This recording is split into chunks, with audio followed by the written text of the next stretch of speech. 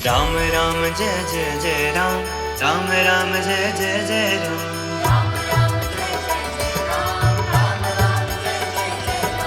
राम राम जय जय जय राम, राम राम जय जय जय राम। राम राम जय जय जय राम, राम राम जय जय जय राम। मेरे राम।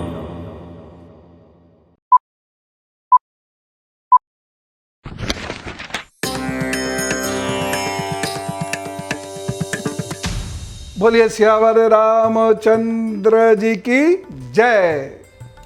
सबको राम राम। आगे बढ़ते हैं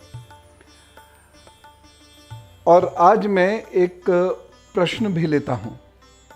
दीपक सैनी जी का एक प्रश्न है और बड़ा रुचिकर प्रश्न है।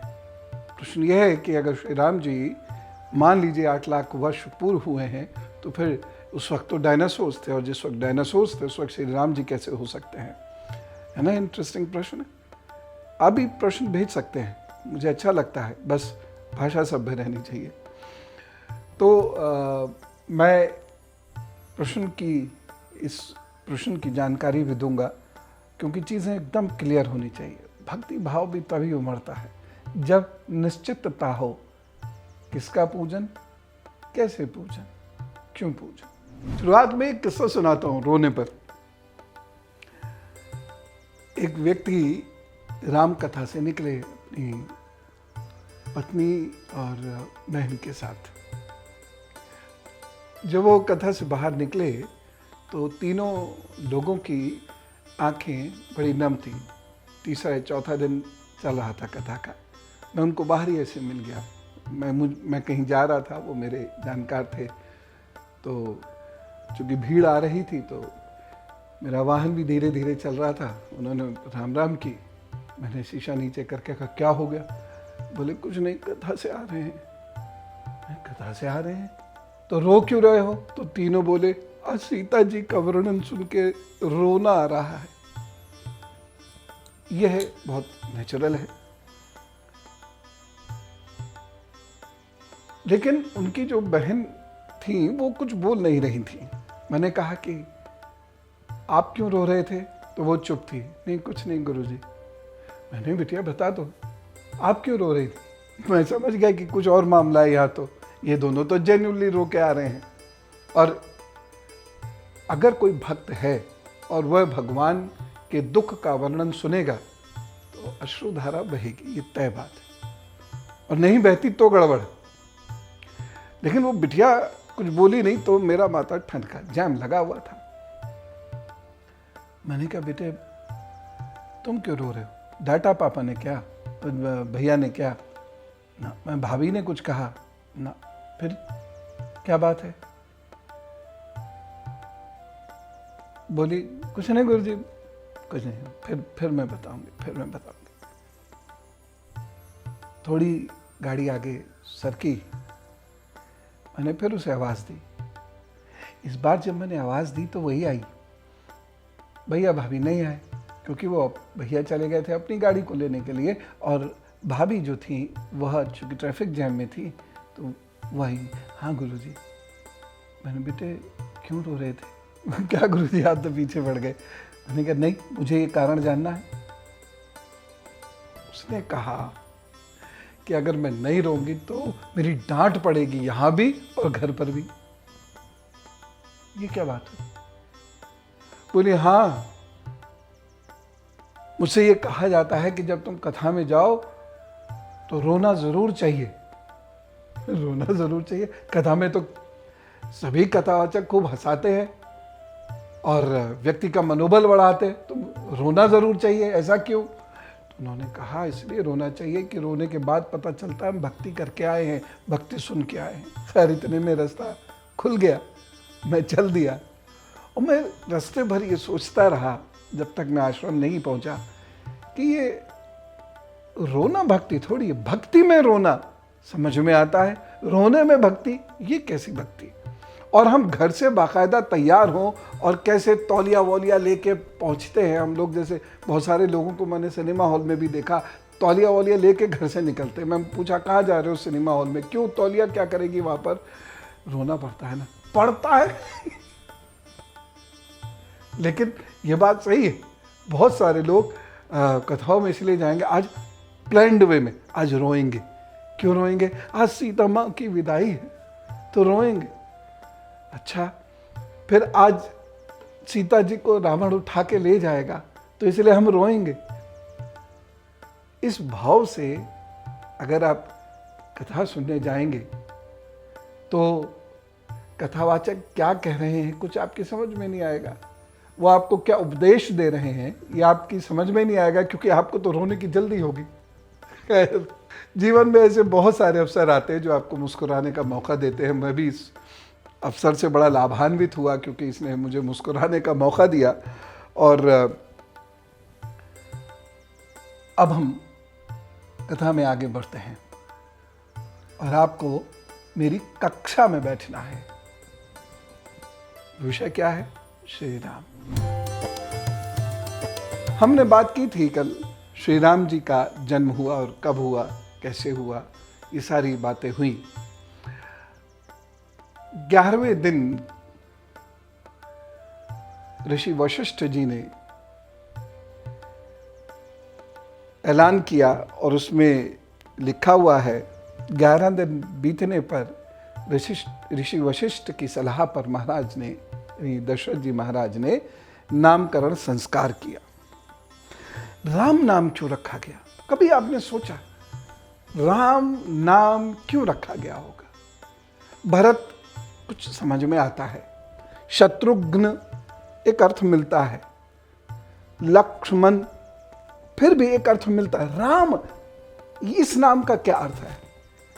जो अर्थ निकाल रहे हैं आप लोग, अब में से बहुत सारे लोग ये अर्थ निकाल रहे हैं, मैं समझ रहा हूं, लेकिन वो तो अर्थ बाद में आप लोगों ने निकाला ना। शब्द का सीधा अर्थ क्या है वह तो नहीं पता ना, वह तो परिभाषा निकाल रहे हैं आप, अर्थ क्या निकल रहा है। मैंने अनेक वर्षों तक सोचा, इसे सोचने के लिए, समझने के लिए आवश्यक क्या है? ऋषि वशिष्ठ को समझना। ऋषि वशिष्ठ कौन है? अब आप सीधे कहेंगे श्री राम जी के गुरु। प्रजापति दक्ष के गुरु कौन है? कहेंगे आप वशिष्ठ जी। राजा दिलीप के गुरु कौन है? कहेंगे वशिष्ठ जी।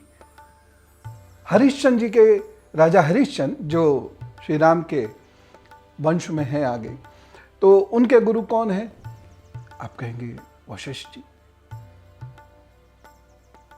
तो ये वशिष्ठ जी 39 पीढ़ियों से हैं क्या? तो आप कहेंगे हाँ, उस युग में इतनी आयु होती थी। 39 पीढ़ियों की आयु का, क्यों श्री राम जी अपनी पीढ़ी के 39वें राजा हैं, तो 39 पीढ़ियों में अगर मान लीजिए 200 वर्ष भी आयु हुई, 8000 वर्ष होगी। इतनी आयु के संकेत तो नहीं मिल रहे। और जितनी आयु जिस युग के हिसाब से आप गिनते हैं ना,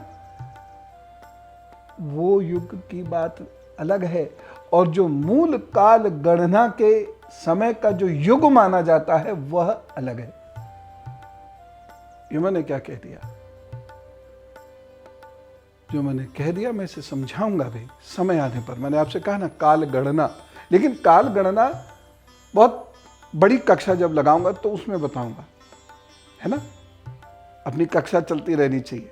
काल गणना के हिसाब से वशिष्ठ जी लगातार बने हुए हैं उस कुल के पुरोहित के रूप में या कुल गुरु के रूप में।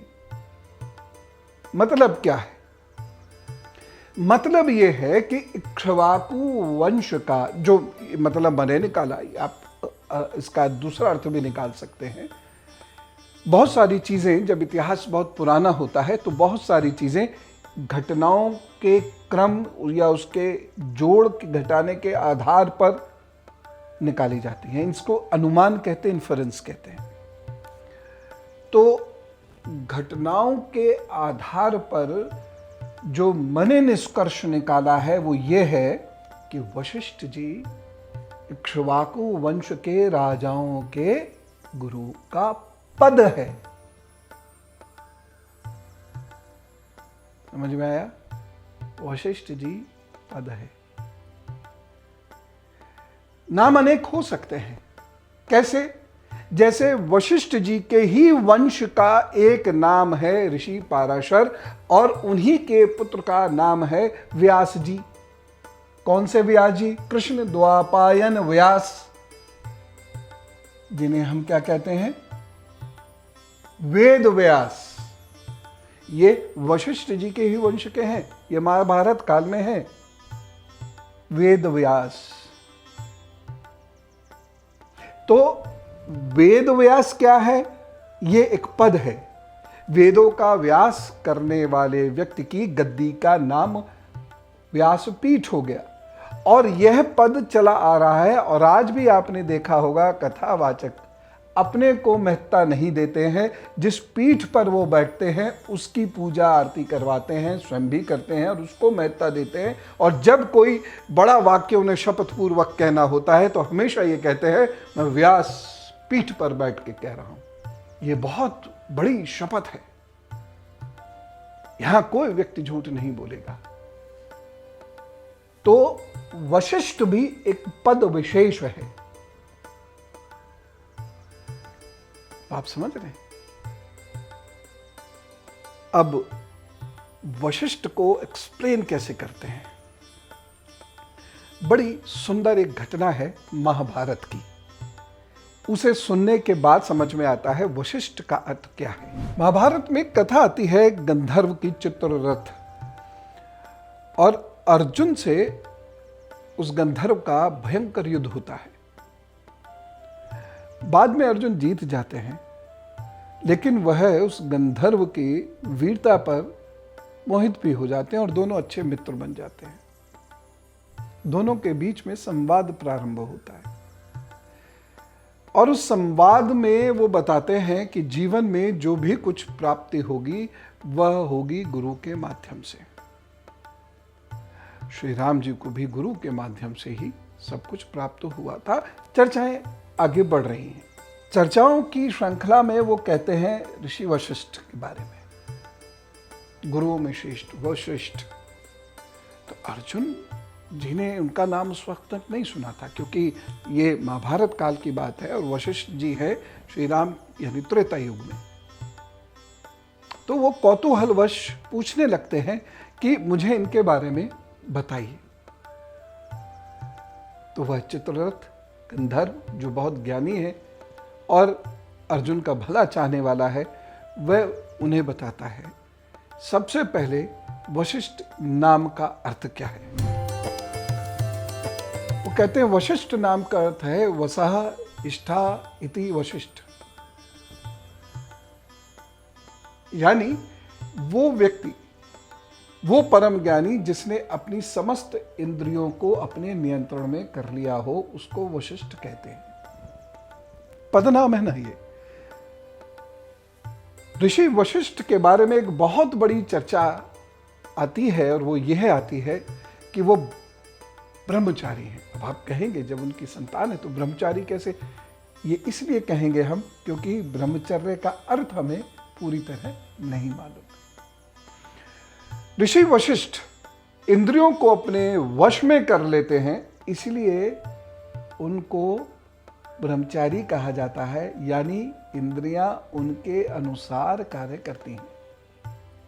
अरे तो भी महाभारत की जो कथा है उसमें इसका एक चित्रण भी प्रस्तुत किया गया है कि काम क्रोध उनके चरण दबाते हैं। अब इसी को अगर हमें समझेंगे तो चित्र के माध्यम से तो हम क्या कहेंगे कि वशिष्ठ जी लेटे हुए हैं, इधर काम चरण दबा रहा है, उधर क्रोध चरण दबा रहा है, जबकि यह उपमा दी गई है।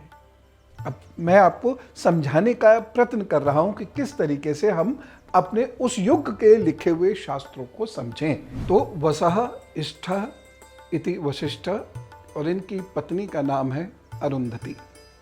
अरुंधति ऋषि पत्नी, जो ऋषि पत्नियां हैं वह स्वयं में बड़ी विद्वान, सहशील, धैर्यवान होती हैं और जो उनका रक्त नहीं होता उसको भी अपनी संतान की तरह पालती पोसती हैं, यानी गुरु के शिष्य को। गुरुकुल का अर्थ मालूम है। गुरुकुल का अर्थ यह है गुरु का वंश। तो जितने शिष्य हैं वो गुरुकुल के सदस्य हैं, यानी गुरु के वंश के हिस्सा हैं। इसीलिए गुरुओं के नाम पर क्या हुआ, गोत्र का जन्म हुआ। तो ये वशिष्ठ गोत्र जो होती है ना, अब आप समझिए, दसों हजार वर्षों से ये वशिष्ठ गोत्र चली आ रही है, गुरुकुल। तो जो शिष्य होता है वो अपने गुरु का नाम धारण करता है, इसको कहते हैं गुरुकुल परंपरा या ऋषि कुल परंपरा। यानी शिष्य जो दीक्षित हो गया वो उस ऋषि के वंश का हो गया। तो भारत में वंश परंपरा किस प्रकार से है, केवल जन्म आधारित नहीं है, केवल जाति आधारित भी नहीं है, यह ज्ञान आधारित है, यानी गुरु का कुल।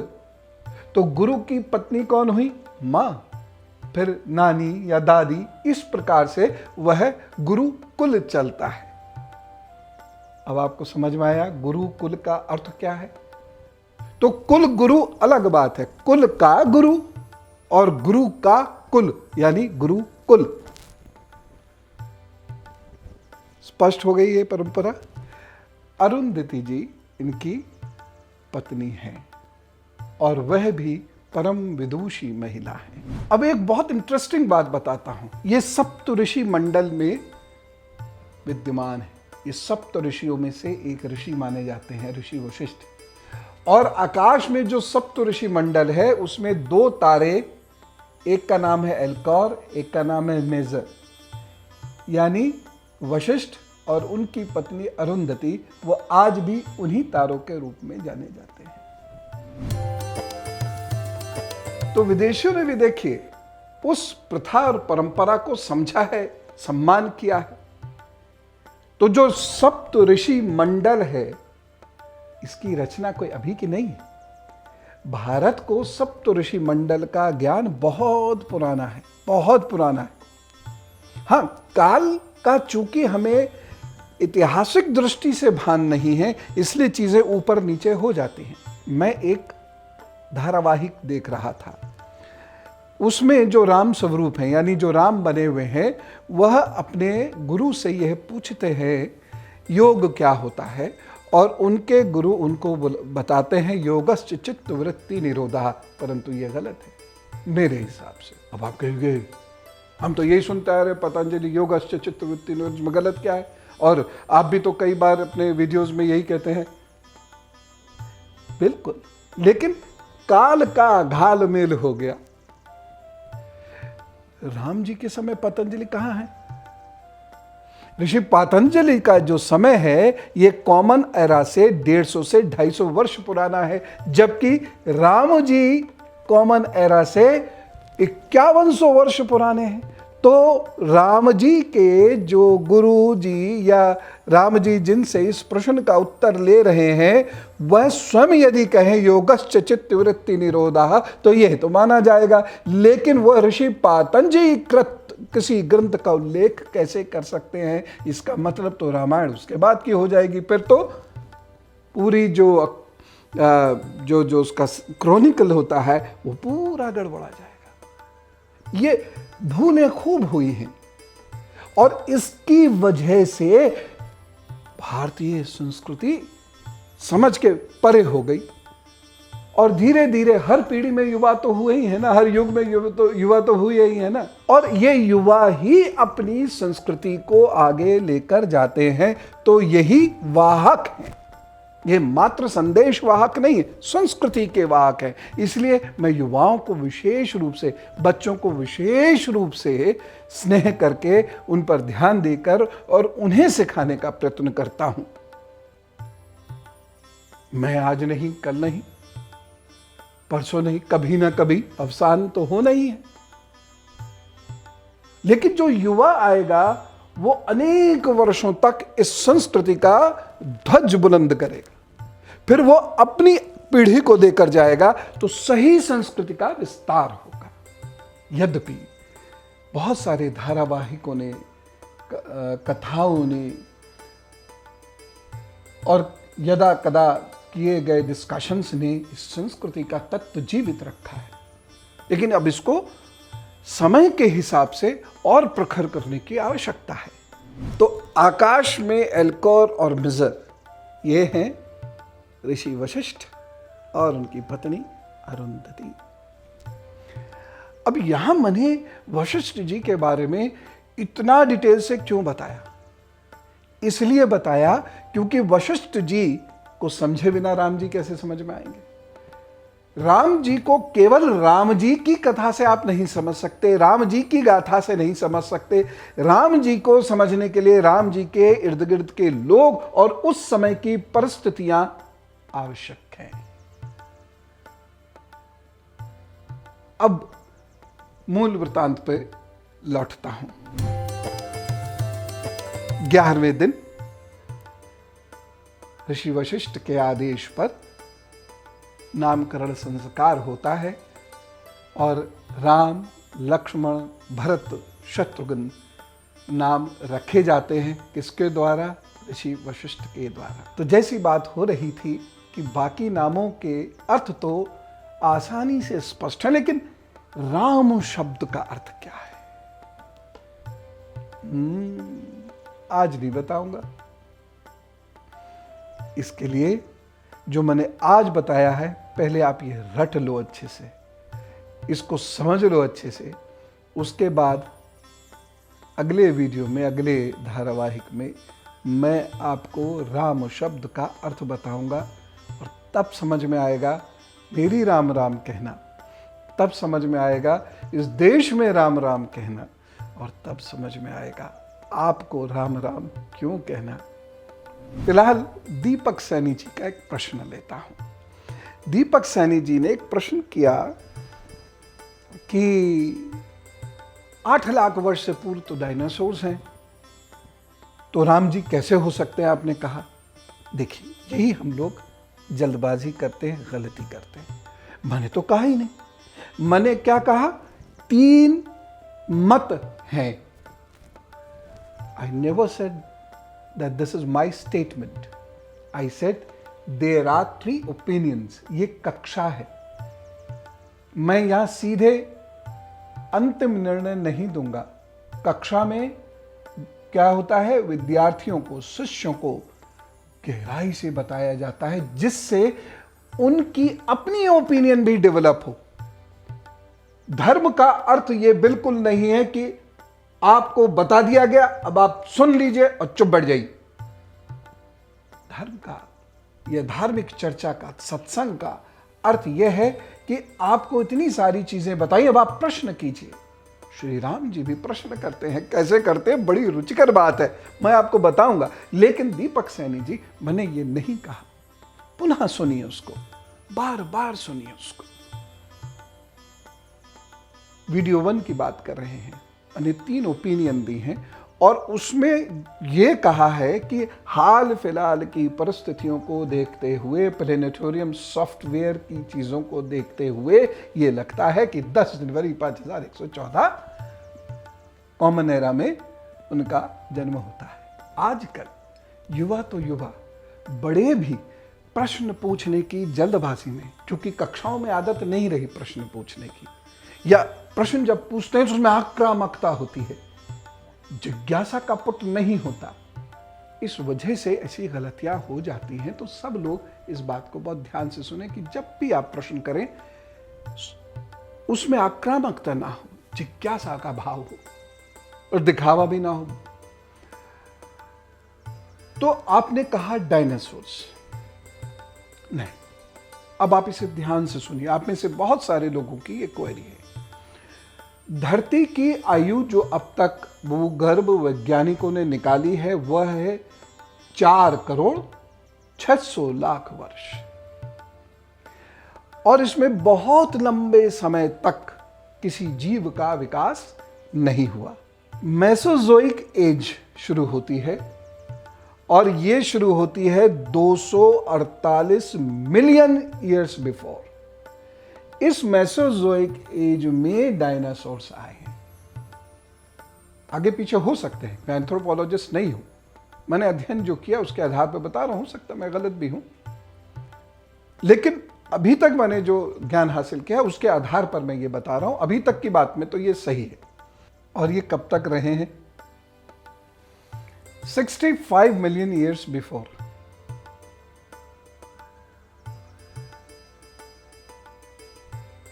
ठीक है ना?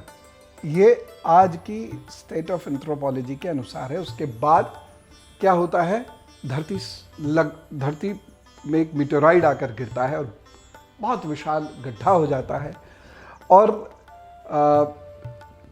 एक मैक्सिकन फॉल्ट लाइन पर प्रॉब्लम होती है जिसकी वजह से जीवन समाप्त हो जाता है, धरती का जीवन समाप्त हो जाता है, धरती पर जीवन समाप्त हो जाता है। यद्यपि ये इसे मैक्सिकन लाइन ना कह के, इस पर मैं बड़ी विशेष चर्चा करूंगा। अभी मैं इसको बस इतना कह रहा हूं कि इसे इंडियन फॉल्ट लाइन कहेंगे तो ज़्यादा अच्छा रहेगा। उसका कारण क्या मैंने ढूंढा है ये भी मैं आपको डिटेल से बताऊंगा। लेकिन इसके बाद जीवन पुनः प्रारंभ होता है, फिर से वो एजेस आती हैं, फिर से धरती जमती है, फिर पानी आता है और उसके बाद फिर युग प्रारंभ होता है। आप समझिए, जो एंथ्रोपोलॉजी कह रही है, जो जियोलॉजी कह रही है, शास्त्र वही कह रहा है, लेकिन हम भावावेश में चीज़ों को बहुत पीछे करोड़ों वर्ष पहले हुए थे। ये हमारी आदत होती है कि हमें अपनी चीज़ों को अतिशोक्ति अलंकार के साथ कहने में आनंद आता है और बहुत पुराना बताने में आनंद आता है। लेकिन जो शास्त्र कह रहा है, इसीलिए मैंने कल क्या शब्द का इस्तेमाल किया, इतिहास जो है वैसा ही वर्णन होना चाहिए। इसीलिए जब मैं प्रोफेसर तोबायस की बात कर रहा था, इसीलिए जब मैं डॉक्टर भटनागर की बात कर रहा था, प्लेनेटोरियम सॉफ्टवेयर की बात कर रहा था, तो मैंने कहा था कि जो रियलिटी लगती है वो या तो है 5114 common era, before common era, यानी आज 2100 साल उसमें और जोड़ दीजिए तो 7200 साल से थोड़ा ऊपर। और अगर एक और उसमें व्यू दिया गया है एन ओक के द्वारा, वो 12,000 कहते हैं। तो ये थोड़ा सा ये डिफरेंस तो है, लेकिन निश्चित रूप से डायनासोर के समय में श्री राम जी नहीं हैं, क्योंकि उसके बाद मीटेराइट गिर के एक बहुत बड़ा गड्ढा हुआ है, पृथ्वी का आकार भी बदला, बाहर से तो नहीं अंदर से लेकिन बदला है, जल आना शुरू हुआ है, पेंजे आदि डेवलप हुए हैं, पूरी धरती एक नहीं रही है, उसमें वो महाद्वीपों में बंटनी शुरू हुई है। ये धरती का इतिहास है जो हमारे शास्त्रों के इतिहास से एकदम मिलता है। उसके बाद एक राज्य प्रारंभ होता है इधर, हिमालय उसके राजा हैं, इसलिए पार्वती को हिमालय पुत्री कहा जाता है। इसकी चर्चा मैं फिर कभी बहुत डिटेल से करूंगा। अभी आप ये समझ लीजिएगा दीपक सैनी जी कि जो श्री राम की आयु अभी तक जो ज़्यादा प्रमाणिक है वो वही है 10 जनवरी 5114। और दूसरी जो ओपिनियन है जो इसके करीब है वह कहती है 12,000 के लगभग का समय। ठीक, चलने का समय हो गया है, लेकिन मैं जो आपको बातें बता रहा हूं ऐसा मत सोचिएगा कि ये तो चीज़ें बोर कर रही हैं। अरे प्रभु राम जी की कथा सुनाइए ना, वो कैसे मुस्कुराते थे, लल्ला की पैजनियाँ बाजे रे, कोई गीत सुनाइए ना। मैंने कहा ये कक्षा है और कक्षा में विद्यार्थी रूप से पढ़ना पड़ता है और इतिहास की चर्चा होती है। प्रभु राम आपके मन में कैसे बसेंगे इसकी चर्चा कल। अभी राम राम, नमस्कार। सियापति रामचंद्र जी की जय।